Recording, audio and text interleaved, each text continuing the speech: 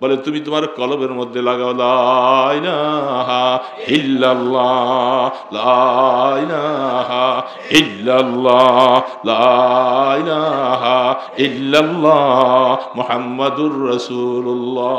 খুব ইশকের মহব্বতের আগুনটা কলমে জ্বালা। এটা একটা মহব্বতের কলেমা। মহব্বত না লাগলে আর কলমা পড়ে নাই। কাফির মুশরিকের কাছে এই মহব্বত নাই, এরা পড়ে।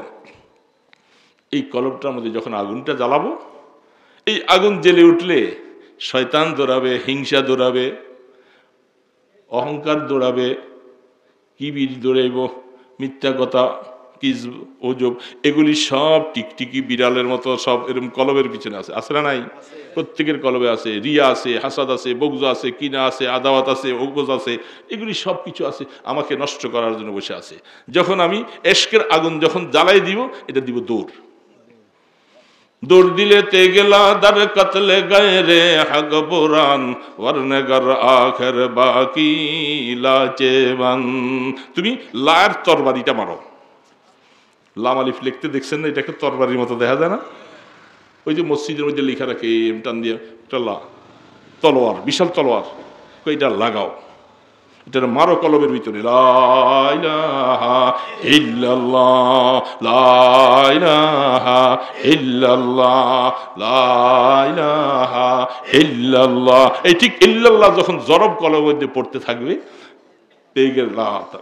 যখন এটা কাটতে থাকবে, সব কাটবে। মন্দে ইল্লাল্লাহু বাকি জুমলা রাফ, মন্দে ইল্লাল্লাহু বাকি জুমলা রাফ, মারহাবা আয়ে ইশকে শিরকত সুজে রাফ। যখন এইভাবে তরবারি মারবো, আমার কলবের মধ্যে যে গায়রুল্লাহ আছে এগুলারে সব জ্বালাইয়া শেষ করে ভস্ম করে দিবে। তখন শুধু ইল্লাল্লাহ বাকি থাকবে, আর কিছু বাকি থাকবে না। এই জন্য ইশকের দরিয়া ডুব দিতে হবে। আরে বাবা, চুসের সঞ্জিদি রুখে বখতম সিয়াবাদ, চুদার দিলাম রওয়াদ হাওয়াসে মুলকে সঞ্জরি, আগা কে याफ्तम আজ খবরে নীমে শাব, নীমে রোজ রা বয়ক যাও নমি খুরা। বাবাও আপন, বন্ধু আপন হওয়ার পরেও তারা জীবনে মহব্বতের সম্পর্ক ছিল, কিন্তু রাগ হওয়ার কারণে ত্যায্যপুত্র করে দেয়, বন্ধু বন্ধুকে ছেড়ে দেয়। কিন্তু আমার আল্লাহর সাথে এত গুনাহ, এত নাফরমানি, এত নেয়ামত খাওয়ার পরেও এত গুনার কারণে আল্লাহ ধাক্কা দিয়া আমাকে জমিন থেকে বাইর করে দেয় না, দিছে। এই জন্যই হাদিসের মধ্যে বলছে, তোমার মা বাবার থেকে, বন্ধু বান্ধব থেকে আমি আল্লাহ তোমার বেশি আপন। আল্লাহ বেশি, তার মতো আপন কেউ নেই। এবং বেশি মায়া করে বান্দাকে আল্লাহ। মা বাবা তো বয়ান আদর করি, মা বাবার থেকে হাজার গুণে বেশি মায়া করেন কে? আল্লাহ। বুখারী শরীফে একটা হাদিস আছে, ইমাম বুখারী রাহমাতুল্লাহ বলছেন, একজন মুসাফির মানুষ সফরে চলছে মরুভূমিতে। তো মরুভূমিতে বুঝে নেই, যারা আরব দেশে হজের সফরে গেছেন দেখছেন, আমাদের দেশে মরুভূমি নাই, চিনা যায় না। আমাদের দেশে গাছগাছালি, তারপরে লতা পাতা, পানি, মাটি সব কিছু পাওয়া যায়। আর ওই দেশে মরুভূমি চোখে দেখা যায় না, শুধু ধূর্ত বালু আর বালু। তো এই লোকটা একটা ওটের পিঠে সফর করতেছে। ওটকে মরুভূমির জাহাজ বলা হয়। সে সফর করতেছে, তার পিঠের মধ্যে সামানপত্র, খাবার, পানি এগুলি থাকে। ওটের মধ্যে, ওটের ভিতরে ভিন্ন একটা পাত্র আছে, সে তার নিজে, সে প্রায় দীর্ঘদিনের পানি সংরক্ষণ করে রাখতে পারে। এটা আল্লাহ পাকের কুদরতি ব্যাপার। কোথায় পানির বিকল, যদি পানি না পাওয়া যায়, ওখান থেকে পানি নিয়ে নিয়ে ওট বাঁচতে পারে। এই যে মরুভূমির জাহাজ বলা হয়। তা আল্লাহর বান্দা সফর চলছে, অনেক দূর রাস্তা সফর করার পরে এক জায়গায় একটা গাছ পাইছে, ছোট, ওই দেশের বাবুল গাছের মতো, বাবলা পা গাছের মতো।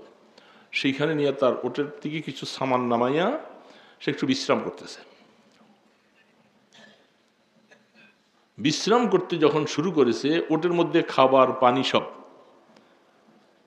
তন্দ্রা লেগে গেছে, গরম, উত্তপ্ত। মরুভূমির মধ্যে বালুর থেকে যে তাপটা আসে, এগুলি সব পুড়া যায় অবস্থা। আমাদের দেশে অনেকে যারা এইভাবে মাজরার বিষা পায়, আবার কেউ আছে এই গরু ছাগল পালাবার বিষা পায়, এগুলি সারাদিন রোদে থাকা লাগে, কঠিন, পানি নেই। অনেক অনেক কি আমরা হজের মৌসুমে দেখতাম কেবল অবস্থা, কি কষ্ট সফরে ঘুরলে। তো এই লোকটা যখন চোখটা লেগে গেছে, চোখ লেগে যাওয়ার সাথে সাথে আবার একটু পরে চোখটা খুলছে, খুইলা দেখে ওটটা তার পাশে নেই। বলেন কেমন মুসিবত! যে ওটটা পাশে রাইখে সে বিশ্রাম করতেছিল, ঘুম লেগে গেছে, ঘুম আসছে, এখন ওইটা দেখে ওট নেই, উঠা পাগল হয়ে গেছে, পানি সেখানে, খাবার সেখানে, আর আমি এই বালু পাড়াইয়া যাবো কেমনে? কোনোভাবে সম্ভব না, সম্ভবই না। অনেক খোঁজাখুঁজি করলে নাই, নেই নেই। পিপাসায় কাতর হয়ে গেছে, পিপাসা এত বেশি, পানি কই পাবে, এমনিতে মরা লাগবে। সর্বশেষ নৈরাশ হয়ে গেছে, আর আমার বাচ্চাও হবে না, ওটো পাবো না, আর বাড়িতে আর ফিরে যাব না, বাড়িওয়ালাদেরকে সংবাদ পৌঁছাবার কোনো মাধ্যম, এই সফরে হায়াত শেষ। এখন ঘুরে চেষ্টা করে, বুখারী আলী রহমা হাদিসটু সরাসরি, তিনি আল্লাহর হাবিব ইরশাদ ফরমান, এবার আইসা আবার বিছনার মধ্যে কলেমা পড়ে মৌতের ভাঁজ করে এখন শুয়ে পড়ছে, বাস এই অবস্থা আমার মৌত হয়ে যাবে। চোখটা আবার লাগছে, আহা, চোখটা লাগছে, কিছুক্ষণ পর আবার চোখটা খুলছে, খোলার পরে দেখে ওটটা তার শিয়রে দাঁড়ানো। সুবহানাল্লাহ। রাসূল পাক সাল্লাল্লাহু আলাইহি ওয়াসাল্লাম হাদিস বলছেন, বুখারী আলী রহমা বলতেছেন, এই বেচারা এতক্ষণ তো শরীরে শক্তি নাই, এখন খুশিতে আনন্দে আইসা ওটের লেগামটা ধইরা কি যে বলতে শুরু করছে আল্লাহর সাথে, আল্লাহ তুমি আমাকে ওটা দিতে, মানে কি খুশি তার, বলেন তো খুশিটার কোন সীমা আছে? জীবন মরণ অবস্থা আল্লাহ পাক এখন এই জিনিসটা পাকে তার আনন্দের সীমা নাই, খুশিতে আল্লাহর কাছে শুকর আদায় করতে শুরু করেছেন। রাহমাতুল আলাম মুহাম্মদুর রাসূলুল্লাহ সাল্লাল্লাহু আলাইহি ওয়াসাল্লাম, তিনি ইরশাদ ফরমান, হে আমার উম্মতেরা, এই লোকটা হারানো ওটটা পাওয়ার পরে যেরকম খুশি হয়েছে, কেমন খুশি হয়েছে এটা তো সবাই বুঝে। আরে আমার বান্দা, আমার আল্লাহ পাক বলতেছে, আমার কোন বান্দা আমার থেকে দূরে সরে চলে গেছে, আমার সাথে এমন একটা সম্পর্ক হয়ে গেছে, সে আমার হুকুমও পালন করে না, আমার কথা মতো চলে না, দীর্ঘদিন তার এইভাবে হায়াত চলছে। ওই লোকটা ভুল বুঝতে পারছে যে আমি আল্লাহর সাথে ভুল করতেছি, এটা তো আমার জীবন না, আমি তো মরতে হবে, কবরে যাওয়া লাগবে। হঠাৎ করে তার অনুভূতি, অনুশোচনা ফিরে আসছে, ফিরে আইসা আল্লাহর কাছে মাপ চাওয়া শুরু করছেন, আল্লাহ আল্লাহ আমাকে মাফ করে দেন, আমি তো বুঝি নাই, না বুঝি ভুল করে ফেলছি। রাহমাতুল আলম বলেন, কোন ভুলা বান্দা আল্লাহর কাছে আইসা আল্লাহ বলে ডাক দিলে আল্লাহ পাক ওই লোকটা হারানো ওট পাইয়া যা খুশি, তার থেকে 1000 গুণে বেশি খুশি হইয়া যায়।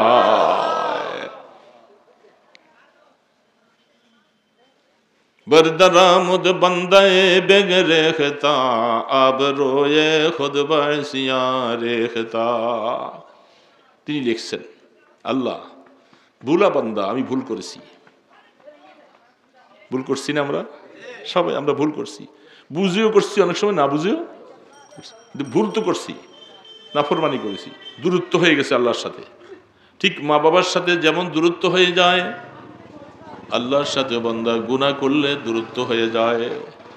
এই দূরত্ব যখন চলতে থাকবে তখন আল্লাহ পাকের রহমত পাওয়া কষ্ট হয়ে যায়, যেহেতু দূরত্ব। এই জন্য বহু হাদিস কোরআনের মধ্যে আছে, কোন আল্লাহর বান্দা ভুল ত্রুটি গুনাহ করে দূরত্ব বুঝার কারণে যখন ফিরে চলে আসে, আইসা যখন নিরিবিলি বসে যখন গুনাহ মাপ চাইতে থাকে, কাঁদতে থাকে, চোখের পানি ছাড়তে থাকে, আল্লাহ রাব্বুল আলামিন বলে, বান্দা যে দূরত্বটা হয়েছিল আমি গুনাহ মাফ করার কারণে তোমাকে আমার কাছে ডেকে নিয়েছি, তুমি আমার কাছে চলে। হাকিম মোহাম্মদ থানভী রহমতুল্লাহ আলাইহি, তার কাছে তার অত্যন্ত মহব্বতের প্রিয় ব্যক্তিত্ব খাজা আজিজুল হাসান মজুব রহমতুল্লাহ আলাইহি দরবারে যেয়ে বলতেছেন, হযরত আমি তো একেবারে নিষ্ঠা মানুষ ছিলাম, ইংরেজি শিক্ষিত ছিলাম, দাড়ি কামাইছি, টাই ছিল গলার মধ্যে, প্যান্ট পরা ছিল, টাকনুর নিচে প্যান্ট ছিল, টুপি কাকে বলে কোনোদিন চিনি নাই। এরকম মানুষটা আমি আপনার সোহবতে আইসা কোরআন হাদিসের অনুসরণ করে আলহামদুলিল্লাহ চলতে চলতে আমার মাথায় পাগড়ি আসছে, টুপি আসছে, টাই ছুটে ফেলছি, রসুলের একটা লেবাস আসছে, মেসোয়াক আসছে, সব কিছু আমার জীবনে আসতেছিল আপনাদের উসিলায়। তো আমি আপনার কাছে আসছি, আমি কোনো কিছু চাই না আপনার কাছে, শুধু একটা চাই যে আমার ভিতরে যে একটা আমিত্ব আছে, এটা যেন আপনাদের সোহবতে আসার কারণে এটা যেন আমার থেকে দূরে সরে যায়। আমিত্বটা সবচেয়ে বড় গুনাহ, এটা যেন সরে যায়। এই জন্য আমি আমাকে মিঠাইয়া দিতে আসছি আপনার কাছে, বিলীন করে দিতে আসছি, অন্য কোনো কিছুর জন্য আসি নাই। मसनद इश्क का अंदाज निराले देखिए, उसको छुट्टी ना मिली जिसने सबक याद किया। अब सुहाय जुस्तजो बहर इश्क की किनारा की, बस उसको डूब ही जाना है, बस तुम्हें पार हो जाना। एक खाजा আজিজুল হাসান মজদুব রহমতুল্লাহ আলাইহি লিখতেছেন, যিনি থানবী রহমতুল্লাহ আলাইহির খুব প্রিয় ভাজন কাছের ব্যক্তিত্ব। তিনি বলতেছে, দুনিয়ার মানুষ দেখো, আশিক আর মাশুক যদি হও, আল্লাহকে যদি কেউ ইশকের আন্দাজে মহব্বত করে, ভালোবাসে, মহব্বতটা যদি অন্তরের মধ্যে জায়গা দেয়, তুমি চিন্তা করো খোদার বান্দা, এই মহব্বত আর ইশকের একটা মহাসমুদ্র আল্লাহ পাকের কাছে আছে, আছে না? মহাসমুদ্র আল্লাহ পাকের কাছে। ইশক, ইশক, মহব্বত, এটা আল্লাহর কাছে সবচেয়ে বড় জিনিস। তিনি চায়, কোরআনের মধ্যে আল্লাহ পাক নিজে বলতেছেন, ইন কুনতুম তুহিব্বুনাল্লাহ ফাত্তাবিউনি ইউহিব্বুকুম ওয়া ইয়াগফির লাকুম যুনুবাকুম ওয়াল্লাহু গফুরুর রহিম। এই বান্দা, যদি তুমি আমার মহব্বত চাও, এই মহব্বত, মহব্বত মানে হব্বিয়ত, ভালোবাসা, প্রেম, ইশক, বুঝছেন তো এখন? তাহলে আল্লাহকে যদি কেউ মহব্বত করে, ভালোবাসা, এই জন্য আল্লাহ পাকের মহব্বতের বিশাল সাগর আছে। এই মহব্বত আল্লাহ যাকে দেন, হাদিসে কোরআনে বিভিন্ন জায়গায়, হাদিসে কুদসির মধ্যে আছেন, আমি যখন জমিনের মধ্যে আমার কোনো বান্দার আমলকে পছন্দ করা, আমি যখন এই বান্দাকে ভালোবাসি, জিবরিলকে ডাইকা বলি, জিবরিল, দুনিয়ার মধ্যে ওই বান্দাকে আমি ভালোবাসি, তুমি জিবরিলও ভালোবাসো। জিবরিল এলান করে দাও, সমস্ত হাদিসগুলি খুলে দেখেন সহি সনদের সাথে, জিবরিল তুমি আসমানে এলান করে দাও যে আল্লাহ তার ওই বান্দাকে ভালোবাসে, ফেরেশতারা তোমরাও তাকে ভালোবাসো। ফেরেশতারা জমিনবাসীকে এলান করে দেয়, জমিনবাসী, জমিনের মধ্যে ওই লোকটাকে আল্লাহ ভালোবাসছে, তোমরাও ভালোবাসো। এই জন্য ভালোবাসাটা সেখান থেকে আসে, ইশক ওইখান থেকে আসে, মহব্বত ওইখান থেকে আসে। এই জন্য খাজা আজিজুল হাসান মজজুব রহমতুল্লাহ আলাইহি বলতেছে, হে দুনিয়ার মানুষ, মনে রাখবা আল্লাহ পাকের কাছে একটা বিশাল ইশকের মহাসাগর আছে। তুমি যদি এই সাগরের কিনারা তালাশ করতে চাও, সারা জীবন চেষ্টা করবা, কিনারা খুঁজে পাওয়া যাবে না, এটার কিনারা নাই। তখন তিনি বলে, अब सुहाय जुस्तजो बहर इश्क की किनारा की, बस उसमें डूब ही जाना है, बस तुम्हें पार हो जाना। এই দুনিয়ার ইমানদার মুসলমান, যদি তুমি আল্লাহ পাকের ইশকের দরিয়ার কিনারা দেখতে চাও, তোমাকে একটা সিস্টেম বাতাই দিই, কি? তুমি এই ইশকের সাগরের মধ্যে ডুব লাগাও। ইশকের সাগরের মধ্যে ডুব লাগার মানেটা কি? পুরা আপাদ মস্তক জিন্দিগির মধ্যে মেড ইন মদিনা মুহাম্মাদুর রাসূলুল্লাহ সাল্লাল্লাহু আলাইহি ওয়াসাল্লাম, আল্লাহর পয়গম্বরের জীবনের সমস্ত সুন্নতগুলি, সমস্ত জিনিসগুলি নিজের জীবনে বাস্তবায়ন করো, কোন সুন্নত যেন তোমার থেকে ছুটে না যায়। এখানে সুন্নত বলতে কতগুলি ফরজও আছে, কতগুলি ওয়াজিবও আছে, কতগুলি মুস্তাহাব আছে, কতগুলি সুনানও আছে। এরা তো এই জেলা মাযহাবী গোষ্ঠী, এরা তো সুন্নত পড়ে না, সুন্নত ছেড়ে দিছে না। অথচ 12 রাকাত সুন্নতে মুআক্কাদা, যেটাকে ওয়াজিব বলা হয়, আকরাব ইলাল ওয়াজিব, সেগুলি সব হাদিসের মধ্যে পুরোপুরি দলিলিকভাবে সাব্যস্ত। এরা সুন্নত পড়ে না। মাগরিব পড়া, মাগরিবের আগে 2 রাকাত নফল পড়ে, মাগরিব পড়া ইমাম সাহেব এমনি সামনে সব মুসল্লির দিকে ফিরে। আমি ওই দিন নামাজ পড়তেছিলাম এক জায়গায়, সেখানে নামাজ পড়ছি, মুসল্লিরাও সুন্নত পড়ে না, ইমাম সহ পড়ে না। এরা বলে সুন্নতটা রসুল এটাকে বানাইছিল ফরজ নামাজের পরে, আর ওটারে নিয়ে আইছি ফরজের আগে। খুব ভালো কাম করছে না? তো এই হলো অবস্থা। জায়গায় জায়গায় যারা ঝামেলা করে পড়ে সমাজটাকে ধ্বংস করে দিয়েছে, তারা মানুষগুলাকে ফিতনাবাজ ফাত্তা। তো বলতেছিলাম সেই ইশকের মহাসাগরের মধ্যে ডুব দেওয়া। ডুব দেওয়ার মানেটা কি বুঝতেছেন তো? ডুব দেওয়ার মানে রাসূল পাক ইসলামের সুন্নতের উপরে, জিন্দেগির উপরে আমি ঢুকাইয়ে দেওয়া। আমার থেকে একটা সুন্নত যেন ছুটে না যায়। খানাটা দস্তর বিছিয়ে খাবো, টয়লেটে রসুলের আদর্শ নিয়ে যাবো, বাইর হবো রসুলের আদর্শ নিয়ে। হাত্তাকে জুতাটা, এই ভাই কথা প্রসঙ্গে মনে আসছে, জুতা যে আমরা পরি এটার মধ্যে সুন্নত নাই? জামাটা পরি যে এটার মধ্যে সুন্নত আছে? বাহ, এমন কোন জিনিস সাবজেক্ট রসুল রেখে যান নাই যেটার কোনো প্রমাণ পাওয়া যায় না। সবকিছুর মধ্যে সুন্নত আছে। জুতা পরবার সময় কোন পাও মনে থাকবে? ইনশাআল্লাহ আমরা চেষ্টা করি একটা দিনও যেন আমার ভুলে যেন জুতাটা ডান পাটা বাদ দেওয়া যেন না হয়। এত সফরে যাই, এদিক যাই সেদিক যাই, আল্লাহ শুকর, ওয়ালা ফখরা আলাই, শুকরান লিল্লাহ, শুকর আদায় করতেছি, কোনোদিন যেন এই ভুলটা না হয়। বেখেয়াল হয়ে গেলে তাড়াতাড়ি করে পাটা আবার খুলে ডান পাটা ঢুকাবো। এটার নাম হলো রাসূলের আদর্শ। জামাটা পরবার সময় ডান পা, অনেক সময় খাদেমরা ভুল করে, তারা অনেক সময় বুঝে না, আইসে আর বেটা তুই সুন্নতের খেলাফ করতেছ না, আমি ডান আস্তিনটার ভিতরে আগে হাত ঢুকাবো, এটা সুন্নত। মনে রাখা লাগবে, খুলবার সময় বাম হাতের আস্তিন আগে। অনেক মুসল্লিকে দেখি যে শীতের দিন গেছে, এই আজকেও দেখেছি জোহরের নামাজ আমাদের মসজিদে, আমি তো চেয়ারে বসে নামাজ বেশি পড়ি না, ওই বেচারায় নামাজের পরে মোজা পিনতেছে, বাম মোজাটা আগে পড়ছে। তা আমি সুযোগ পাইলাম না, নামাজে থাকতে থাকতে সে গেছে গা। মোজা তো তোমার ডানটা পড়লেও হবে, বামেরটা পড়লেও হবে, কিন্তু সওয়াব পাইলা না। যদি তুমি ডান পায়ের মোজাটা আগে পড়তা তাহলে সুন্নত দিনটা হয়তো অনেক সওয়াব পেয়ে যেত। ঠিক না বাবা? একটু বুঝের কারণে অনেক সওয়াব থেকে মাহরুম। খেলাফ সুন্নত করতেছি। মেসওয়াকটা করবার সময় হাত তাকে এটা সিস্টেমে জায়গায় ওই দিকে, কিন্তু মেসওয়াকটা হাতে নিয়ে প্রথম আগে ডান দিক থেকে শুরু, মনে থাকবে? ডান দিক থেকে আগে শুরু। আল্লাহ রসুল বলছে ডান থেকে শুরু করো, ডান থেকে। কাউকে দিবা, খাইবা, পান খাইবা, শুধু চাটার বেলায় আসলে একটু বাম হাতে খাওয়া যাবে, কি বলেন? ঠিক না? কি হইব এটা? অসুবিধা কি? গতকাল আমাদের সিটির থেকে দুইজন অফিসার আসছে, অফিসে বসে চা খাইতেছে। মানুষ যদি ব্যাকল না হয় তাইলে অনেক সময় দেখে দেখে অনেক কিছু শিখা যায়, ঠিক না? ব্যাকল মার্কা যেগুলি ওগুলো শেখানো যায় না। অনেক দিন এক জায়গায় আমি এই যে আমরা চা খাইতেছি ডাইন হাতে খাইতেছি, উনি একটু কিছু ডাইন হাতে খাইয়া বেচারার মনে কাল হাতের মধ্যে কাল উজবিস লাগে, সবসময় তো ডাইন হাতে তো খাই অভ্যাস না, কারণ কাপড় বাম হাতে খাইতেছে। হ্যাঁ, কি করলেন স্যার, এতক্ষণ ডাইন হাতে খাইলেন, এই আবার একটু বাম হাতে কিনলে গেলেন, তাহলে বোঝা গেছে যে হ্যাবিট, সে অভ্যাস হয়ে গেছে বাম হাতে খাইয়া। ডাইন হাতে আমার দেখায় একটু বসছিল, কিন্তু আবার ওইদিকে বাম হাত হয়ে গেছে। আমার যুক্তিটা আছে, এগো যুক্তি কিন্তু আপনি ফালাই দিতে পারবেন না।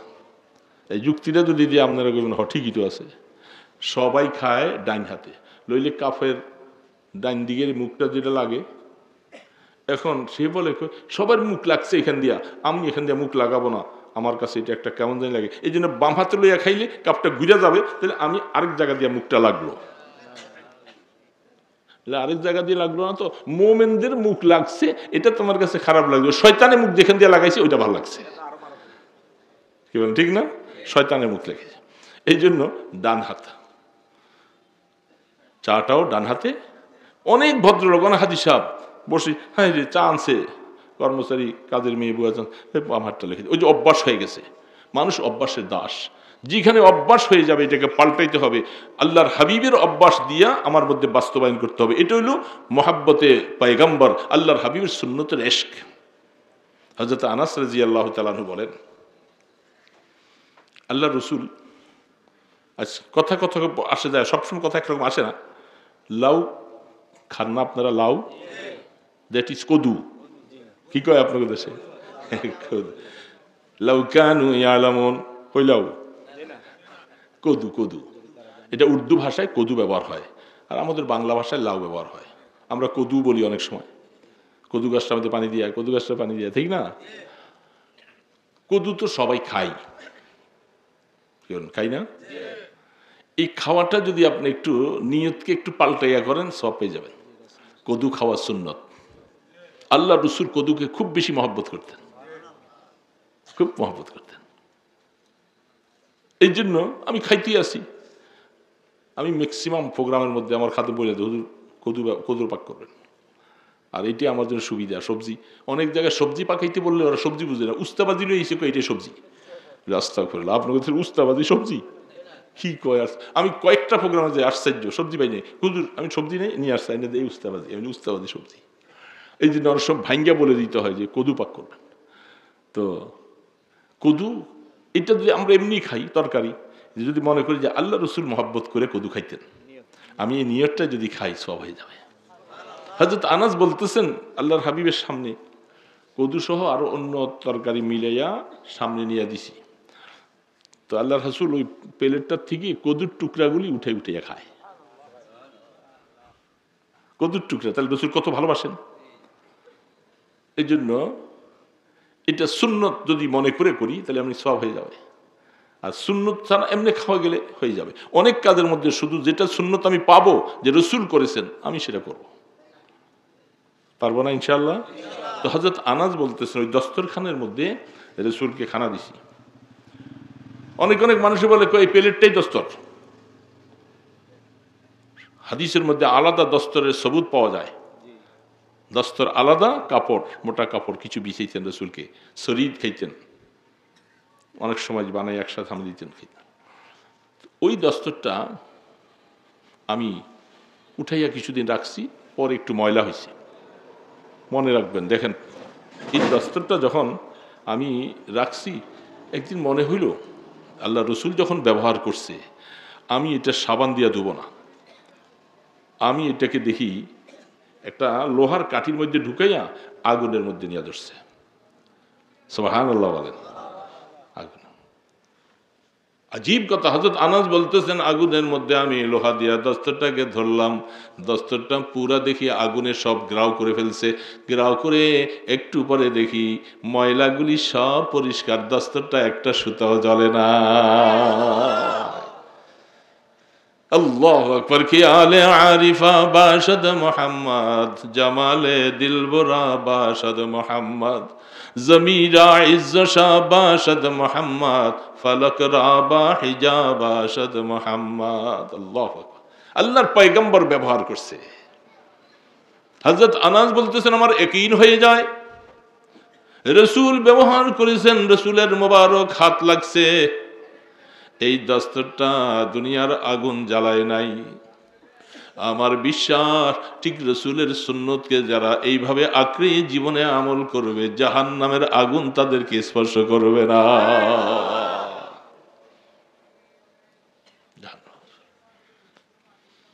আজীব, রাসূলের আদর্শ সব ছেড়ে দিয়েছেন। ইউটিউবের মধ্যে খুলতে দেখা যায় লামাযহাবী ওয়ালারা ফতোয়া দিয়ে দিয়েছে টুপি লাগে না, টুপি ছাড়াই এখন চলবে। এখন সব যুবকেরা টুপি ছাড়া শুরু হয়েছে, কিন্তু আগে টুপিটা ব্যবহার করতো, অনেক সময় পকেটে রেখে দিত, নামাজ পড়তে গেলে টুপিটা মাথায় দিয়া।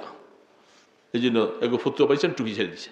অথচ টুপির সম্পর্কে হাদিস আছে, রাসূল টুপি ব্যবহার করে পাগড়ি ব্যবহার করতেন, তৈল ব্যবহার করতেন বেশি, এই জন্য টুপির নিচে আলগা একটা কাপড় দিয়া রাসূল টুপি পরতেন, টুপিটা যেন তৈলি কম লাগে।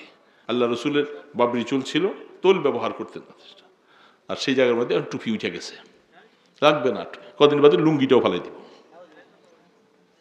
কি আশ্চর্য অবস্থা।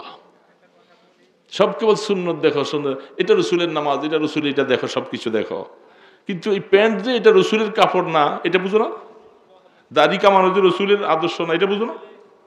হ্যাঁ, এই জন্য হ্যাঁ সব ঠিক আছে, এই যে পিছনে পিছনে সব ঠিক আছে বলতেছে, আপনার সব ঠিক আছে বলেন না কেন? এই যে উনি এখানে এসে সব ঠিক আছে বলতেছে, তাহলে আমাদের আলোচনা সব ঠিক আছে নাকি? এগুলি এগুলি সব উল্টা পাল্টা কত দেখছেন। এই যে দেখেন, আর দুনিয়ার জায়গা পাও না বাবা, তুমি এখানে আসছো কেন? ঠিক আছে ঠিক আছে বলতে, তুমি এখানে ঠিক আছে, আর একটু দূরে সরে দাও। আল্লাহ, মনে রাখবেন, ব্যাপারটা বুঝেন, এটা চারটিখানি ব্যাপার নয়। আমি এখন ফতুয়া দিয়ে দিলে তখন বুঝবেন। এই কোরআনের আলোচনা, হাদিসের আলোচনা, এখানে কোরআনের আয়াত পড়া হচ্ছে, হাদিস বলা হচ্ছে।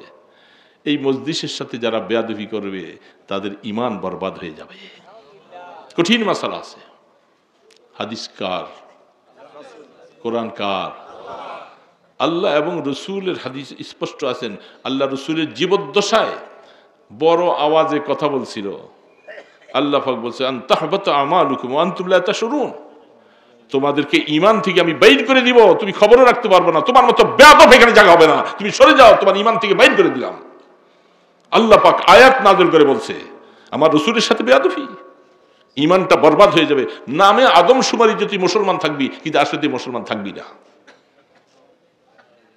লা তারফাউ আসওয়াতাকুম ফাওকা সাওতিন নবী, মানুষের কথার মতো আমার রসুলকে রেখো না। ডাকতেছে ইয়া মুহাম্মদ, বেয়াদব মাহরুমে গাশতাজ ফজলে রব, যারা বেয়াদব এরা আল্লাহর রহমত থেকে মাহরুম থাকে, বুঝছেন?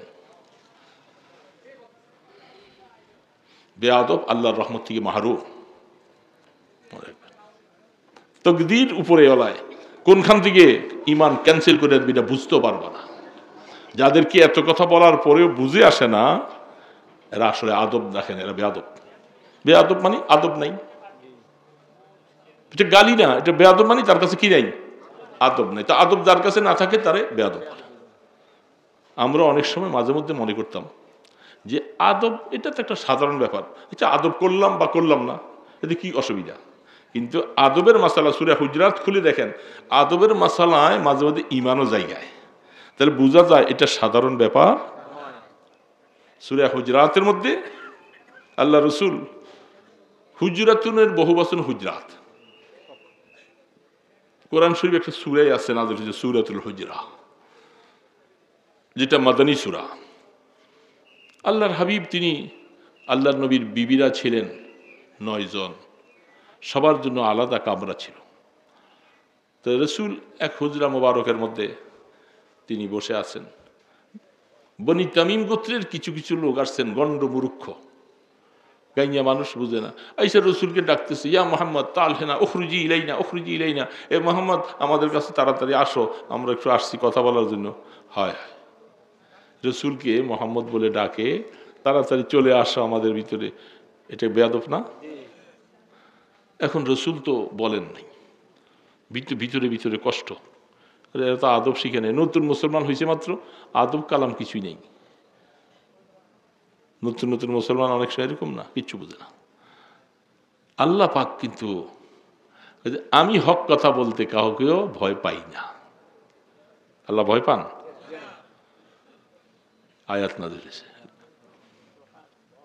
মানুষ পরস্পরে যেভাবে কথাবার্তা একজন আরেকজনের সম্বোধন করে ডাকে, আমার নবীকে এইভাবে ডাক দিবা না তোমরা, তোমরা আসলে আকল নাই, তোমাদের আকল শূন্যতা। দেখেন সেই জায়গার মধ্যে তাফসীরগুলি খুলে দেখেন, তফসিরে বাইজাবি থেকে তফসিরে কাশাফ, তফসিরে ইবনে মাজা, সব কিছু, ইবনে কাসির, সবগুলি খুলে খুলে দেখবেন, সেখানে লিখছে আল্লাহ রসুলের জিন্দিগিতে যেভাবে আদব ছিল, আল্লাহ রসুলের কবর মোবারকের মধ্যে আরাম করতেছেন সেখানেও। আরে কথা প্রসঙ্গে আমার লামাজাবিরা কি বলে জানে, আমাদের রসুল কবরে, বলেন তো আপনার জিন্দা না মুর্দা? সবাই বললেন না তো। এখন লামাজাবিরা বলতেছে রসুল কবরে মরা। কি বলেন? তারা রসুলকে জিন্দা মানে না। এখন তারা কি আয়াত, কত দলিল দেয়, রসুল তো ইন্তেকাল করছেন, তো বাস্তব কথা, এটা আমরাও স্বীকার করি, রসুল ইন্তেকাল করছে। ইন্তেকাল না করলে সাহাবারা কি এত নিষ্ঠুর যে জীবিত রসুলকে কাফনে করে কবরে রেখে দিয়েছে? এত নিষ্ঠুর? রসুল ইন্তেকাল, এবং যেটার উপর হাদিস একটা দুইটা না, অনেকগুলি হাদিস আছে। ওমর রাদিয়াল্লাহু বলছিল রসুল ইন্তেকাল করেনি, কারণ একটু হয়তো এই আল্লাহর সাথে তার মোলাকাত হচ্ছে, একটু বেখেয়াল হচ্ছে, কিছু একটু পরে রসুল হুশ এসে যাবে। এই কথা বলে ওমর মসজিদে নববীতে তরবারি ঘুরাইতেছে। আবু বকর সিদ্দিক রাদিয়াল্লাহু তাআলা আনহু তিনি আয়েশা হুজরা মোবারকে ঢুকছেন, ঢুকে চাদর মোবারকটা সরাইয়া আল্লাহ রসুল কপালের মধ্যে চুমা দিলেন। এটা আসারে সাহাবা, রসুল তো দুনিয়াতে এখন নাই, সাহাবাদের আসার, সাহাবাদের নিদর্শন।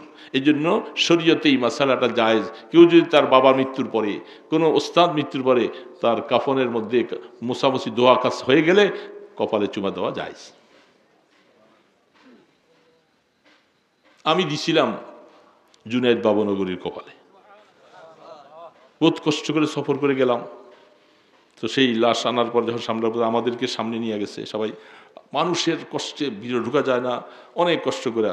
তো লাশের সামনে দেয়া কাফনটা বলতে অনেক দূর থেকে আসছিস, এত মহব্বত, এত ভালোবাসা, একটা নজর দেখি। তো দেখে আমি কপালের মধ্যে চুমা দিছি। অনেকে দেখে তো অবাক হয়ে গেছে। আমি যেটা সুন্নত দাঁড়ি করলাম, মহব্বত ছিল সেই জন্য করছি। কেউ যদি তার বাবার এইভাবে মৃত্যুর পরে চুমা দিতে চায়, এটা জায়েজ। বুঝে আসছে কথা? তো আবু বকর সিদ্দিক রাদিয়াল্লাহু তাআলা হুজরা মোবারকতে বাইরেছে, বাইরে দেখতেছে ওমর তো পাগলামি করতেছে। একজন বড় ছেলে, একজন ছোট ছেলে। ছোট ছেলে পাগলামি বেশি করে, আর বাবার বড়টা হলে গাম্ভীর্য ভারী। সে এখন কবর করাবে, কাফন আনাবে, খাটের ব্যবস্থা করবে, সেগুলো সব ইন্তজাম করতেছে। আর ছোট পোলা তো কান্তি আছে পাগলের মতো, ওইটা সিরা পালায়, ওইটা ফিরে, আমার বাবা নাই, এই নিয়ে আসেনি, কি ঠিক না? ওমর ফারুক রাদিয়াল্লাহু তাআলা উনি হলেন ছোট ছেলের মতো, উনি মনে মানাইতে কষ্ট। আর আবু বকর সিদ্দিক খলিফাতুল মুসলিমিন, তিনি হলেন বড় ছেলের মতো। তিনি বলতেছেন, হ্যাঁ নিয়ে দায়া ভাষণ দিলেন, ওমা মুহাম্মাদুন ইল্লা রাসূল ক্বাদ খালাত মিন ক্বাবলিহির রাসূল আফা ইম্মা তাউ কুতিলান ক্বালাবতুম আলা আরকাবিকুম। এ সাহাবা, আমার ভাইরা, বন্ধুরা, আল্লাহর রসুল তো তিনি নতুন কোন রসুল নয়। তার পূর্বে যত নবী রাসূল দুনিয়াতে আসছিলেন তারাও তো ইন্তেকাল করেছে। ঠিক আমাদের রসুলও তিনি ইন্তেকাল করেছেন। আমরা রসুলের ইবাদত করি, যেহেতু আল্লাহ রসুলের ইবাদত যদি আমরা করতাম তাহলে রসুল ইন্তেকাল করেছে, আজকার পরে আর কোনো ইবাদত লাগবে না। কিন্তু যেহেতু আমরা ওই চিরস্থায়ী চিরঞ্জীব আল্লাহর ইবাদত করি, তিনি জিন্দা, তিনি হাইয়ুল কাইয়ুম, এই কথা বলার পরে ওমর বলে, এই আয়াতটা মনে হয় যেন আজকা নাজিল হয়েছে, আমি সব ভুলে গেছি। হাত থেকে তরবারি রাস্তায় পড়ে গেছে। রসুল ইন্তেকাল, সাহাবাই কেরাম সবাই তো এই কথার একমত, রসুল ইন্তেকাল করছেন। এটা হাদিসটাও পাওয়া যায়। হযরত ফজল রাদিয়াল্লাহু তাআলা সহ যারা যখন আল্লাহ রসুলকে গোসল দেওয়াইতে ছিলেন, তার আগে একদিন হাদিসের মধ্যে জিজ্ঞাসা করেছিল, রসুল আপনাকে গোসল দেওয়ার কাইফিয়তটা কিভাবে হবে? তখন রসুল বলছেন যে আমাকে গোসল দেওয়াইবা, তবে খুব সাবধানতার সাথে, আমার সতরের মধ্যে যেন নজর না পড়ে। যদি নজর পড়ে সাথে সাথে অন্ধ হয়ে যাবা। কঠিন মাসালা, পয়গম্বররা ব্যাপার, তাদের সতরের মধ্যে নজর, এই জন্য অত্যন্ত সাবধানতার সাথে গোসল দেওয়াইছেন। তো আল্লাহর হাবিব তিনি ইন্তেকাল করছেন, কি বলেন ঠিক না? কোরআন বলছে। ইন্তেকালের পরে যে কথাগুলি হাদিসে আসছেন, এগুলি সহিহ হাদিসে অনেক আছেন। এগুলি বুখারী করে কিতাবুল জিহাদের শেষে 13 পারার প্রথম দিকে আমরা হাদিসগুলি এগুলি ছাত্রদেরকে পড়াই। আল্লাহর শুকর, আমরা এগুলি দেখি, নিজে দেখে দেখে বলতেছি। পড়াইতে গেলে অনেকগুলি জিনিস দেমাগে আসে, মাঝে মধ্যে দেখলে অনেকগুলি মনে আসে না। ছাত্রদেরকে পড়াইতে গেলে গবেষণা করে দেখতে হয়। সেইখানের মধ্যে আসছেন যে আল্লাহর রাসূল সমস্ত আল আম্বিয়া কুল্লুহুম ফিল কুবুর হাইয়ুন, সমস্ত নবীগণ তারা কবরে জিন্দা। ওহুম ইউসাল্লুন ওহুম ইউরযাকুন, তারা কবরের নামাজ পড়ে, তাদেরকে রিজিক দেওয়া হয়। তাহলে সমস্ত নবীদের যদি অবস্থা হয়, ইমামুল আম্বিয়া ওনার অবস্থাটা, এই জন্য রসুল কবরে জিন্দা। এবং বিভিন্ন হাদিসের মধ্যে আসছেন, এই যে রসুলের কাছে আমরা দুরুদ ও সালাম পাঠাই, রসুল কবরে কিভাবে জিন্দা, এটার সম্পর্কে হযরত হুজ্জাতুল ইসলাম কাসেম নানতুবি রাহমাতুল্লাহ আলাইহি লম্বা কিতাব লিখেছেন। এগুলি দেখলে আকল হয়রান হয়ে যায়, বুঝতেও পালপিটেশন লাগে, হয়ে যায়, অনেক কঠিন। আল্লাহ রসুল বলতেছেন, ওগো আল্লাহ, আমি দুনিয়া থেকে চলে যাইতেছি, আমার উম্মতের খবর আমি কি করে রাখবো? দেখছেন, আল্লাহ পাক বলছেন প্রত্যেক সপ্তাহে সোমবার শুক্রবার উম্মতের সমস্ত আমলের লিস্টিটা ফেরেশতাদের মাধ্যমে আপনার কাছে পৌঁছে দেওয়া হবে। 2 নম্বর প্রশ্ন করলেন, আল্লাহ আমার উম্মতেরা আমার উপরে দুরুদ ও সালাম পাঠাবে, আমি কেমন করে তাদের দুরুদ ও সালামগুলি জবাব নিব? বলে সাইয়াহিন নামক ফেরেশতা সারা পৃথিবী বিচরণ করবে, যেখানে রসুলের উম্মতেরা দুরূদ ও সালাম পাঠ করবে, আল্লাহ সুবহানাহু ওয়া তাআলা ওই ফেরেশতাদের মাধ্যমে প্রতি সেকেন্ডের ভিতরে রওজায়ে আতারে পৌঁছায়া দেয়। তাহলে প্রত্যেকটা সেকেন্ডে পৌঁছে যায়। তখন থানবী রহমতুল্লাহ আলাইহি লিখছেন যে রসুল সালাম, আপনার সালাম, আমরা এখান থেকে যখন সালাম পাঠাবো এই সালামগুলি রওজা পাকে পৌঁছতেছে। এখন পৌঁছার সাথে সাথে যখন সালামের জবাব দেয় আল্লাহ পাক বলেন আমি ওই সময় আপনার রুহটা দিয়ে দেই যেন আপনি আপনার উম্মতের সালাম নিতে পারেন। সালাম নেবার জন্য রসুলকে আল্লাহ পাক রুহ দিয়ে দেন। হাকিম মোহাম্মদ থানবী রহমতুল্লাহ আলাইহি লিখছেন এইরকম সারা পৃথিবীতে আনে ওয়াহিদের ভিতরে প্রতি সেকেন্ডে সেকেন্ডে লক্ষ লক্ষ সালাম আসতেছে। রুহ যখন একবার দেওয়া হয়েছে নেবার মতো আর সুযোগ নেই, কাল সালাম আসতেই আছে আসতেই আছে। লিহাজা রসুল কবরে জিন্দা। বুঝছেন কথাটা? আর এরা বলতেছে রসুল কবরে মুর্দা। এরা আবার এই উম্মতের উম্মত দাবি করে, রসুলের উম্মত দাবি করো, রসুলের শানে এত বড় বেয়াদবি শব্দ বলতেছো, আবার উম্মত দাবি করো। আফসুস লাগে তোমাদের জন্য, করতে থাকো।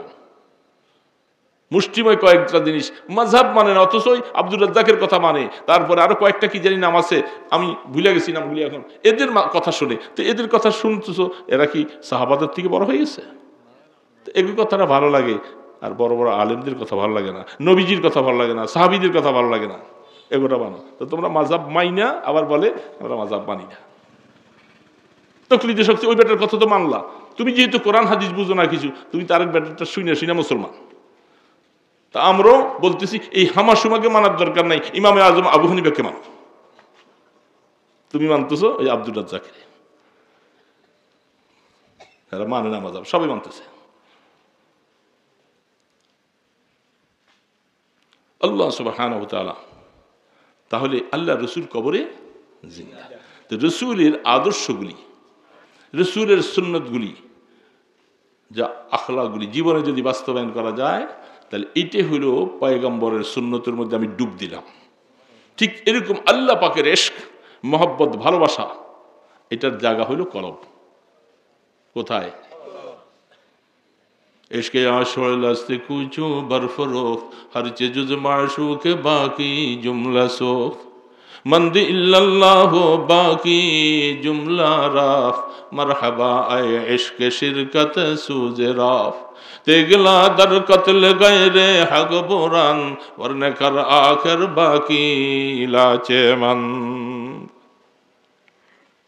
হাকিম মোহাম্মদ থানবী রহমতুল্লাহ বলে এই দুনিয়ার আমার মুসলমান আশিক ভাইরা শোনো, ওনার নাম শুনছেন তো?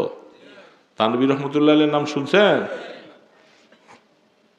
তিনি বলতেছে ইশকটা কি জানেন?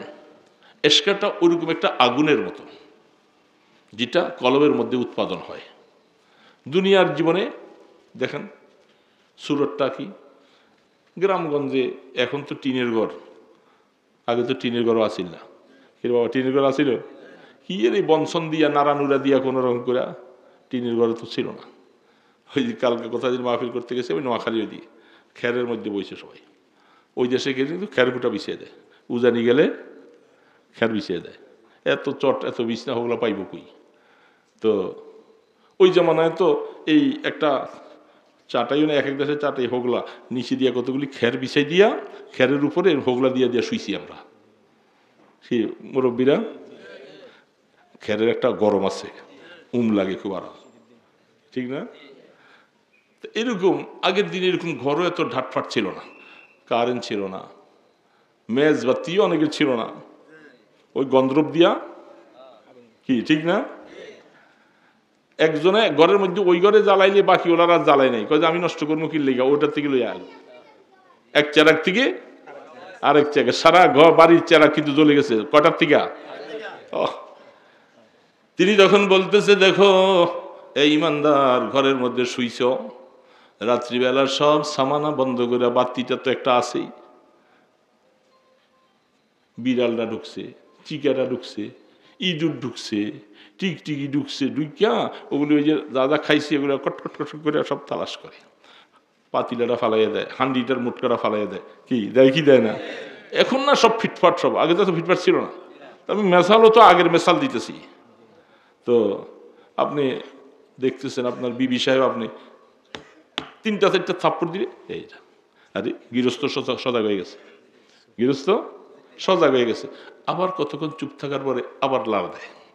এর তো এর ফিকিরে আছে, কোথায় সুটকিটা আছে, মাছের টুকরাটা আছে, এখন সব লকআপের মধ্যে ঢুকিয়ে রাখে। ওই সময় তো লকআপ টকআপ ছিল না, শিক্ষার মধ্যে রাখছে, কিছুর মধ্যে রাখছে, ফালাই দিছে। হ্যাঁ, তো বিরক্ত হইয়া মেজবাতিটা দিয়া জ্বালাইছে। এই ঘরটা কি হয়ে গেছে, আলো। যখন ঘরটা আলো হয়ে গেছে এখন সব দৌড়াইছে। আরে মালিক তো এবার পুরা সজাগ, দিছে দৌড়। ইঁদুরে ঢুকে গেছে, বিড়াল দৌড়ে গেছে, টিকটিকি দৌড়ে গেছে, সবকিছু গেছে না গেছে। এই হাকিমুল উম্মত থানবী রাহমাতুল্লাহ বলে, ইশক আশোয়ে লাস্তে কুচু বরফরফ হর চেজুজ মাশুকে বাকি জুমলা সফ। এ বান্দা, এটা একটা কলব, এটাকে আক্রান্ত করার জন্য শয়তান চতুর্পাশে অ্যাটাক করার জন্য বসে আছে। হাদিসে আছে স্পষ্ট, আশ-শাইতানু জাসিমুন আলা কুল্লি বনি আদম ইযা যাকারাল্লাহ খানাসা ওয়া ইযা গাফালা ওয়াসওয়াস। শয়তান আমাদের কলবটাকে নিয়ে খুব থাকে। যখন আমরা জিকির আজকার করি তখন দূরে সরে যায়, যখন জিকির বন্ধ আবার গপ করে এসে ধরে। এই জন্য বাতিটা যখন জ্বালাই দিয়েছে শব্দের দূর হয়ে যায়।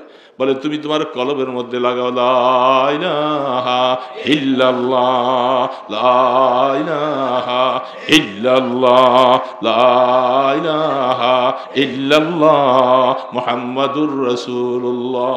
খুব ইশকর মহব্বতের আগুনটা কলমে জ্বালা। এটা একটা মহব্বতের কলেমা। মহব্বত না লাগলে আর কলমা পড়ে নাই। কাফির মুশরিকের কাছে এই মহব্বত নাই, এরা পড়েন।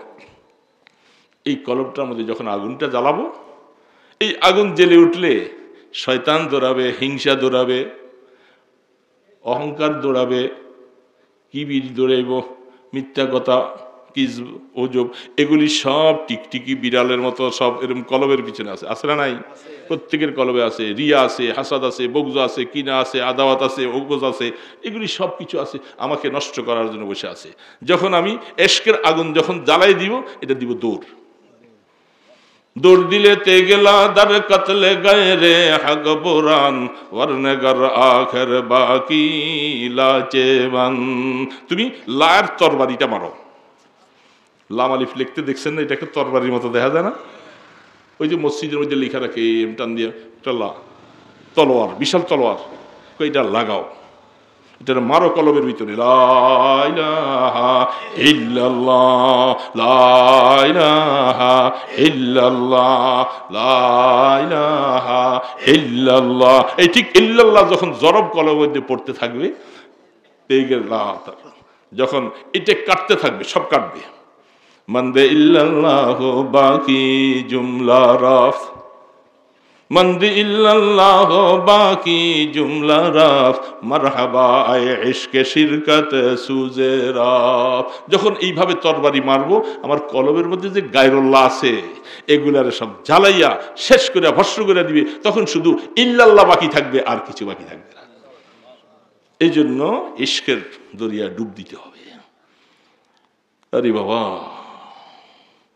চুসের সঞ্জিদি রুখে বখতম সিয়াবাদ, চুদার দিলাম রওয়াদ হাওয়াসে মুলকে সঞ্জরি, আগা কে याफ्तम अज खबरे नीमे शाब नीमे रोज रा बयक जाऊं नमी खुरा। হযরতে শেষ কথাটা এটা বলেই শেষ করে দিচ্ছি। আব্দুল কাদের জিলানী রহমতুল্লাহ আলাইহির নামে মাদ্রাসা, ওনার 2টা ছন্দ পড়ছি আমি। বড় পীর আব্দুল কাদের জিলানী রহমতুল্লাহ আলাইহি, ওনার 2টা ছন্দ পড়ছি। এই ছন্দটা পড়ে শেষ করবো ইনশাআল্লাহ। তিনি সেই বাগদাদের, আল্লাহ পাক ওনাকে বড় ওলিয়া বানাইছেন, বড় আলেম বানাইছেন। ওনার লিখিত অনেক কিতাব আছে না? তো সেই বাগদাদ নগরীর মধ্যে ওইখানে এখনো আছে, আফগানিস্তানও আছে। আফগানিস্তানের পাশাপাশি নিমেরুজ একটা প্রদেশ। ওনাগো আমি অনেকদিন আগে যখন আফগানিস্তান যুদ্ধ হচ্ছিল তখন ওই ওনাদের এটা দেখলাম, নিমেরুজ, ফার্সি ভাষা। নিম মানে অর্ধেক, রোজ মানে দিন, মানে অর্থের সাথে মিলুক আর না মিলুক, কিন্তু ওই মহকুমা এবং ওই প্রদেশটার নাম নিমে রোজ। বুঝছেন না? নিম অর্থ অর্ধেক, রোজ মানে তাহলে অর্ধ দিন। আরেকটা শব্দ হইল নিমে সব, নিম অর্ধেক, সব অর্থ রাত। সব অর্থ কি? এই যে সবে বরাত, সবে বরাত, সবে কদর বলে না, সব অর্থ কি? আর সবে সবে কদরাত আগার কদর বেদানি, এক কথা বাজা যায় অনেকগুলি বলতেছিলাম। তো নিমে সব একটা, নিমে রোজ, রোজ মানে দিন, আর সব অর্থ। যেহেতু বড় পীর শাহ আব্দুল কাদের জিলানী রহমতুল্লাহ নামে মাদ্রাসা লাগছেন, তো এই কথাটা মনে পড়ছে, এই জন্য বলি। তো তিনি তাদের ওই এলাকায়, মহকুমায় সুবাদ যেটাকে বলা হয়, সেই জায়গার মধ্যে একটা এলাকার নাম নিমে রোজ। এলাকাটার নাম কি? কথাটা না বুঝলে কিন্তু আমার সময়টা নষ্ট, আপনাদের সময় নষ্ট। ওই এলাকার নাম হইল নিমে রোজ। তো আমরা পাশে আরেকটা মিলাইলাম এটার সাথে, বনাম নিমে সব। ওইটা হলো নিমে রোজ, এটা হলো নিমে সব। সব মানে রাত্র। তো অর্ধেক দিন যদি হয় তাহলে অর্ধেক রাতও আছে, আছে না? তো ওনাকে ওই দেশের গভর্নর, বাদশাহ, হজরতের দরবারে এত মানুষ আসা যাওয়া, খাওয়া দাওয়া হয়, অনেক কিছু হয়, বলতেছে হজরত একটা চিঠি লিখছি, আমার এই প্রদেশটার আয় ইনকাম আমি সব আপনাকে দিয়ে দিব, আপনি দিনের কাজে ব্যবহার করবেন, মেহমানদেরকে ব্যবহার করবেন, মুসাফিরখানা ব্যবহার করবেন, যেখানে যা যা দরকার লাগে আপনাকে আমি দিয়ে দেব। চিঠিটা লিখছে। ব্যাপার বিশাল, বিশাল বড় ব্যাপার। এমন একটা পাইলে আমরা তো খুশি বাগবাগ, কি বলেন? হ্যাঁ, চাঁদপুরের এমপি সাহেব যদি খবর দিয়া বলে আপনাকে এখানে যা লাগে আমি সব করে দিব, কি রে বাবা, খুশি হবেন না? খুশি। এটা বুঝার পরে আমি ফিনিশিংটা দিয়ে শেষ করবো ইনশাল্লাহ। আব্দুল কাদের জিলানী রহমতুল্লাহ আলাইহির কাছে তো এটা তো সামান্য কিছু, আর ওনার কাছে যে অফারটা আসছে, একটা প্রদেশ বিশাল বড়, এই প্রদেশের আয় ইনকাম উনি বলছে এটা হযরত আপনাকে দিয়ে দিব, আপনি যেখানে মনে চায় এখানে ব্যবহার করুন। বড় পীর আব্দুল কাদের জিলানী রহমতুল্লাহ আলাইহি চিন্তায় পড়ে গেলেন, ব্যাপারটা তো জটিল, আমাকে এত বড় অফার কেন দিল? তাহলে আমার জীবনের এই যে মেহনত, ইবাদত, মুজাহাদা, হ্যাঁ, মোরাকাবা, যা কিছু জীবনে আল্লাহকে রাজির জন্য যা করলাম, আমার এটার প্রতি নজর পড়ে গেছে, এটার প্রতি এটা নজর পড়ছে। নজর পড়ে আমি মনে করছি ওনাকে এগুলো দিলে আমরা আমাকে বেড়া পার। অনেকে তো এরকমই করে, বাবারে খুশি করে, আরে বাবা বাবা তো হাবা, এর কি খুশি করস? অনেক সময় মাঝে মধ্যে পীরের পায়ে দিয়ে সেজদা করে, সাথে সাথে শিরিক, ইমান শেষ, ইমান বরবাদ। ওই অমুক মাজারে কিশোরগঞ্জ থেকে ছিলাম ওই দিন, বললাম যে ওরা অনেকে বলে হুজুর ওই যে পাগলা মসজিদের মধ্যে গেল কোটি কোটি টাকা পড়ে, পান্না পেপারে, পাবনা না, এটা এটা হলো কিশোরগঞ্জ, হ্যাঁ এটা মসজিদটা হলো কিশোরগঞ্জ, আমাকে দেখাইছে ওরা, এই যে মসজিদটা। তা আমি বললাম যে আসতে, যে পেপার খুললে হয়রান হয়ে যায়, আমার মনে হয় 2 মাস 2.5 মাস 3 মাস পরে খোলে 5 কোটি 7 কোটি 8 কোটি টাকা স্বর্ণ, অনেক দামি দামি রিয়াল, ডলার, সব কিছু। এখন এটা সরকারিকরণ করে ফেলছে, সরকার নিয়ে যায় টাকাগুলি সব। এখন ওই মসজিদের মধ্যে সারা বাংলাদেশের মানুষের মান্যত করে, এই সফর করে যায়, সেখানে দেয়া লাখ লাখ টাকা দিয়ে আসে, অথচ দেশের মাদ্রাসা উঠাইতে পারে না, গরিব মাইয়া বিয়া দিতে পারে না, এটা এতিম না খাইয়া মরে, ওরে দিব না, ওই ওই দিব সব ওই পাগলা মসজিদ। এরকম কিছু কিছু পাগল আমাদের দেশে আছে, আছে না? এই সব পাগলের গোষ্ঠীরা, এরা ওই বাবার পায়ে সেজদা করবো, এই করবো, সেই করবো, মান্নত করবো, শিরিক করবো। আল্লাহ পাক বলতেছেন যদি শিরিক করো তোমার রাস্তা শেষ। অমাইয়ু শিরিক বিল্লাহ, মনে রাখবো। সেই জন্য আসমান থেকে কিভাবে পড়ে গেল। তো কথা সেটাই। এখন বড় পীর আব্দুল কাদের জিলানী রহমতুল্লাহ আলাইহি বলতেছে, আমার এই ইবাদত বন্দিগির উপরে মনে হয় বাদশার নজর পড়ছে, বাদশার নজর পড়ে আসে, আমার এত বড় অফার দিতেছে, আর এই অফারের দিকে যদি আমি একটু চোখ উঠাই আমি তো শেষ হয়ে যাব। বাদশাহ এরকম সারা বিশ্বের বাদশারা যদি আমার উপরে খুশি থাকে আমার কি লাভ? যদি আমার আল্লাহ খুশি থাকে তাইলে না লাভ। যে বাদশার বাদশাহ যিনি, তিনি খুশি থাকলে আমার লাভ। এখন তারা অপার করার কারণে যদি ওই বাদশাহ যিনি তিনি যদি নারাজ হয়ে যায়, এই আব্দুল কাদের তোরে ইবাদত বন্দি করার তৌফিক তো আমি দিছি, নামাজ পড়ার তৌফিক আমি দিছি, জিকির করার তৌফিক আমি দিছি, মোরাকাবা করার তৌফিক আমি দিছি, বাদশাহ কি দিছে? তো ওই বেটার অফারের দিকে তুমি এত করে খুশি হয়ে গেলা? যদি এরকম প্রশ্নটা আমাকে কইরা বসে, বরবাদ সব। এই তখন তিনি চিঠিটার উল্টা পৃষ্ঠে লিখতেছে ফার্সি ভাষায়, চুসির সঞ্জরি রুখে বখতম সিয়াবাত, চুদর দিলম রওয়াদ হওয়া সে মুলকে সঞ্জরি, আগা কে ইয়াফতম আজ খবরে নীমে শাব, মান নীমে রোজে রা বায়ক যাও নমি খুরাম। বলেন সুবহানাল্লাহ। আব্দুল কাদের জিলানী রহমতুল্লাহ আলাইহি চিঠির উল্টা পেলে ছন্দগুলি শেরগুলি লিখে পাঠাইলেন, ও বাদশাহ নামজাদ, এই সঞ্জরি এই মহকুমা দেশের প্রদেশের নিমে রোজটা আমাকে দেওয়ার জন্য আপনি বলছেন। আমি আব্দুল কাদের যদি ওই দিকে একটু মাইল হইয়া যাই, ওই দিকে যদি একটু ধাবিত হই, নেওয়ার জন্য যদি আমি প্রস্তাবনাটা গ্রহণ করি, তাহলে আমি আব্দুল কাদের জিন্দিগিটা যেন বরবাদি করে দিলাম। আমার জীবনটা কোনো দামই নেই, আমি আমার আব্দুল কাদের জীবনের সব শেষ করে দিলাম। আমি কেন তোমার এটার দিকে আমি লালায়িত হইলাম, ওই দিকে কেন আমি নজর দিলাম? এই জন্য আমাকে আমি ধিক্কার দিতেছি, তুই যদি ওই দিকে ধাবিত হইয়া যাস শেষ। তো মনে রাখো বাদশা, জাগা কে ইয়াফতম আজ খবরে নীমে শাব, মান নীমে রোজে রা বায়ক যাও নমি খুরাব। খবর মনে রাখো বাদশা, তুমি অফার দিছিলা নিমে রোজ, আর আমার কাছে আরেকটা মুলকিয়তের আরেকটা রাজত্বের খবর আছে, ওইটার নাম হলো নিমে সব অর্ধরাত্রি। তোমারটা হলো অর্ধ দিন, আর আমারটা কি অর্ধ, বুঝছেন? অর্ধরাত্রিরা কি? ওই শেষ রাত্রে উঠে ফাতাহাজ্জাদ বিহি নাফিলাতাল লাক আসা রাব্বুকা আইয়াবআসাকা রাব্বুকা মাকামাম মাহমুদা। সেই অর্ধরাতের খবর আল্লাহ যাকে তৌফিক দিয়েছে, যেই গোলাম রাত্রের শেষ ভাগে উঠার মতো তৌফিক পেয়ে যায়, আল্লাহ যেন সারা দুনিয়ার সব নেয়ামত আল্লাহ তাকে দান করলো। শেষ রাত্রের গবেষণা, উঠা, জিকির, আজকার, তেলাওয়াত, তাসবিহ, তাহলিল, মুনাজাত আমার আল্লাহ পাকের কাছে খুব পছন্দ হয়। কোরআনে বিভিন্ন আয়াতে আল্লাহ পাক বলছেন, বান্দা আহা তুমি রাত্রের শেষ ভাগে উঠে আমার কাছে চাও, তোমার গুনাহ মাফ হয়ে যাবে। এই জন্য বাবা রমজান আসতেছে, এখনো রাত্রটা ছোট নয়, বড় আছে।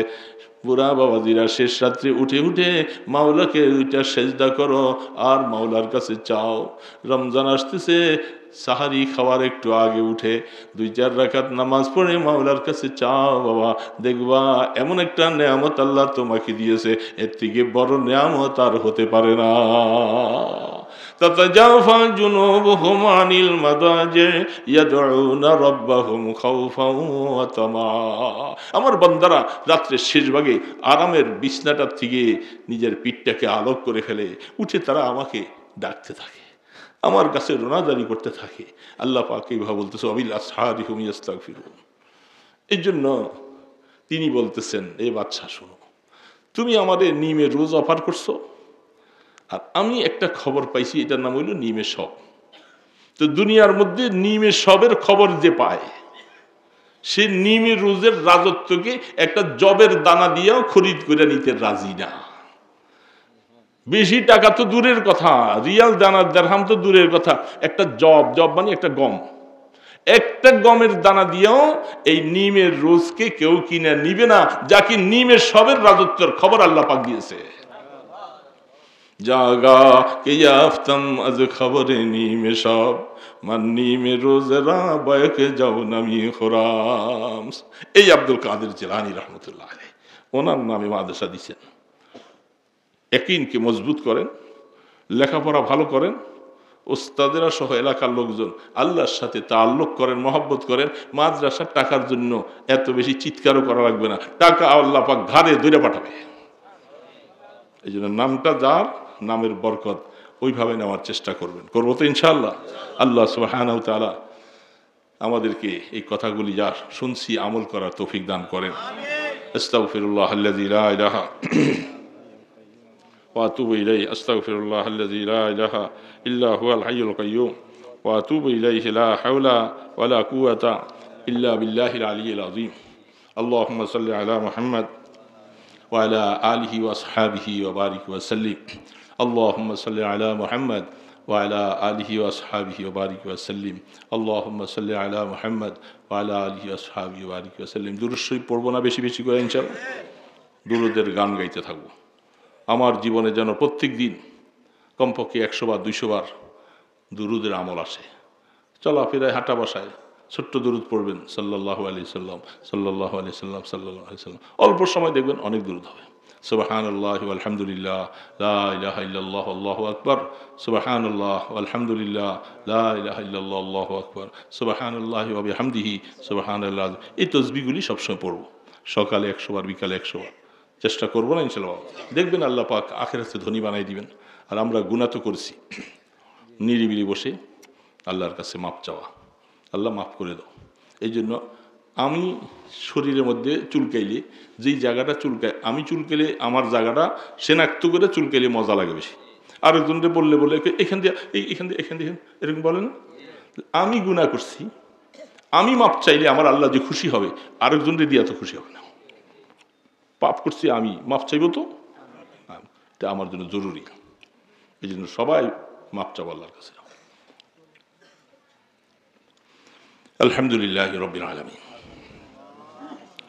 ওয়াসসালাতু ওয়াসসালামু আলা আশরাফিল আমবিয়া ওয়াল মুরসালিন ইয়া হাইয়্যু ইয়া কাইয়্যুম বিরহমাতিকা নাস্তাগীস আসলিহ লানা শানানা কুল্লাহ ওয়া লা তাকিলনা ইলা আনফুসিনা তারফাতা আইন আল্লাহুম্মা লা উহসি সানাআন আলাইকা আনতা কামা আসনাইতা আলা নাফসিক আল্লাহুম্মা আতি নাফসি তাকওয়াহা আনতা খায়রু মান যাক্কাহা আনতা ওয়ালিয়ুহা ওয়া মাওলাহা ফাতিরাস সামাওয়াতি ওয়াল আরদ أنت ولي في الدنيا والآخرة أنت ولينا في الدنيا والآخرة توفني مسلما والحقني بالصالحين ربي أوزعني أن أشكر نعمتك التي أنعمت علي وعلى والدي وأن أعمل صالحا ترضاه وأن أعمل صالحا ترضاه وأدخلني برحمتك في عبادك الصالحين الله অনেক রাত্র পর্যন্ত আল্লাহ আমরা কতগুলি গুনাহগার বান্দা বসে আছি আল্লাহ, আরামের বিছানাকে হারাম করে। ইয়া আল্লাহ, শাবানের চাঁদে আমরা আপনার কাছে মিসকিন ভেসে হাত তুলেছি। আল্লাহ দয়া করে আমাদের হাতগুলাকে কবুল করে নাও। আল্লাহ নিশ্চয়ই আমরা গুনাহ করেছি, কোনো সন্দেহ নেই মাওলা। আমাদের গুনাহগুলি মাফ করে দাও আল্লাহ, গুনাহগুলি মাফ করে দাও আল্লাহ। আল্লাহ গুনাহগার বানাইয়া কবরে ডাক দিও না মাওলা। আল্লাহ আমাদের গুনাহ মাফ করে ডাক দিও আল্লাহ। মৌতের বিছানায় শোয়া আল্লাহ রহমতের ফেরেশতা পাঠিয়ে দিও আল্লাহ। আল্লাহ ইমানের মৌত নসিব করে দিও আল্লাহ। মৌতের ডাক কখন চলে আসে জানি না মাওলা। আল্লাহ মৌতের জন্য তৈয়ার হবার তৌফিক দাও। আর আল্লাহ আল্লাহ আমল নামাটা ডান হাতে দিও আল্লাহ। অন্ধকার কবরে কেমন করে থাকবো মাওলা। আল্লাহ কবরকে রহমতের কবর বানিয়ে দাও আল্লাহ। ছেলে মেয়েরা রাইখা দিয়ে আসবে, কেউ আমার সাথে যাবে না, আমার খবর কেউ নিবে না মাওলা। আমি এতিমের মতো শুয়ে থাকবো আল্লাহ। তুমি যদি রাজি না হও তাহলে কবরটা জাহান্নামের গর্ত হয়ে যাবে আল্লাহ। কেমনে সহ্য করবো এই আগুন মাওলা। আল্লাহ আগুন সহ্য করতে পারবো না মাওলা, আমাদেরকে মাফ করে দাও মাওলা। তোমার রাসূলের গুনাহগার উম্মত আল্লাহ, আমাদের দিকে আমরা চাইলে মায়া লাগবে না। তুমি মদিনাওয়ালার দিকে একটু চাকাও, তার উম্মতেরা গুনাহ করে করে আল্লাহ হাত পাচ্ছে, চোখের পানি ছেড়ে কান্দে আল্লাহ। তুমি একটু মায়া করো না মাওলা। আল্লাহ আমাদের তো আরেকজন রব নাই মাওলা, তুমি ছাড়া আমাদের আর কেউ নাই মাওলা। আল্লাহ আমরা তোমাকে ডাকতেছি আল্লাহ। আল্লাহ আমরা তোমাকে ডাকতেছি আল্লাহ বলে কবুল করো, আমাদেরকে বান্দা হিসাবে কবুল করো। ইয়া আল্লাহ কিয়ামতের ময়দানে আমল নামার ডান হাতে দিও। ইয়া আল্লাহ হিসাবে করাকরি করেন না মাওলা। আল্লাহ আল্লাহ হাউজে কাউসার নসিব করে দিও। ইয়া আল্লাহ জান্নাতুল ফিরদাউসের মালিক বানাইয়া দিও। এ মাওলা আমাদের মা বাবা যারা দুনিয়া থেকে চলে গেছেন সবাইকে মাফ করে দাও। আমাদের নেক আমলের সওয়াব তাদের কবরে পৌঁছাইয়া দাও। মা বাবার কবর কি রহমতের কবর বানাইয়া দাও আল্লাহ। এতিম হইয়া শুয়ে আছে মা বাবা আল্লাহ, তাদেরকে আমরা ভুলতে পারি না মাওলা। আমাদের জন্য অনেক কষ্ট করে পালছে মাওলা। আমাদের মা বাবাকে মাফ করে দাও। এ মাওলা মাফ করে দাও। আমাদের মা বাবা যারা বেঁচে আছে এদের গুনাহ মাফ করে দাও। সন্তানকে মা বাবার খেদমত করার জন্য তৌফিক দাও। এই যুবকেরা মা বাবাকে খেদমত করো, মায়ার নজরে তাকাও, কবুল হজের সওয়াব পাইবা। এই অমূল্য রত্ন পৃথিবীতে আর কোথাও পাওয়া যাবে না। আয় আল্লাহ, মা বাবাকে নিয়ে, আমাদের ছেলে মেয়ে বিবি বাচ্চা যারা আছে আল্লাহ সবাইকে নিয়ে জান্নাতুল ফেরদাউসের মালিক বানাইও আল্লাহ। আল্লাহ আমাদের ছেলে মেয়েগুলোকে নেক হায়াত দাও, যারা অসুস্থ আছে শিফা দিয়া দাও। আল্লাহ তুমি পারো, তোমার কাছে কোনো মুশকিল নাই, সব কিছু তোমার কাছে আসান। আমাদেরকে রহমতের হায়াত দান করো। এ আল্লাহ, রমজান সমাগত সামনে, এ মাওলা রমজান পর্যন্ত হায়াতে বরকত দাও। এক বছর থেকে আরেক বছর পর্যন্ত রমজানে হায়াত পাইলে আয় আল্লাহ তার গুনাহগুলি মাফ হয়ে যায়। আল্লাহ রমজানের গ্রান নাকে লেগে গেছে আল্লাহ, হে আল্লাহ আমাদের হায়াতে বরকত দাও, সুস্থতার হায়াত দিও। আল্লাহ রমজানকে আল্লাহ স্বাগত জানিয়ে জীবনে আমল করে জান্নাত মালিক হওয়ার তৌফিক দান করো। আল্লাহ লক্ষ টিকির দুরুদ সালামের হাদিয়া সোনার মদিনায় পৌঁছে দাও। ইয়া আল্লাহ আপনার এই মাদ্রাসায় আল্লাহ আপনার অলির নামে মাদ্রাসা, বরকত নাজিল করো আল্লাহ। ইয়া আল্লাহ মাদ্রাসার যত জরুরিয়াত আছে পুরা করে দাও। ইয়া আল্লাহ ছাত্র ওস্তাদ সবাইকে কবুল করো, সহি তালিমের ব্যবস্থা করে দাও। আল্লাহ যেন সহিভাবে মেহনত করতে পারে, ইখলাসের সাথে মেহনত করতে পারে তৌফিক দাও। এলাকার মানুষের সাথে মাদ্রাসার মহব্বতের সম্পর্ক লাগাইয়া দাও। আল্লাহ এই মাদ্রাসাকে উসিলা করে সকলের দানগুলি কবুল করো। ইয়া আল্লাহ আয় আল্লাহ মেহেরবানি করে কাল কিয়ামতের ময়দানে এই মাদ্রাসাকে মহব্বত করার উসিলায় আমাদের নাজাতের ব্যবস্থা করে দিও। হে আল্লাহ আপনার হাবিবের কদম মোবারকের উসিলায়, আপনার ইসমে আজমের উসিলায় আমাদের দোয়াগুলি কবুল ফরমাও। সাল্লাল্লাহু তাআলা আলা খায়রি খালকিহি মুহাম্মাদি ওয়া আলা আলিহি ওয়া আসহাবিহি আজমাইন বিরহমাতিকা ইয়া আরহামার রাহিম।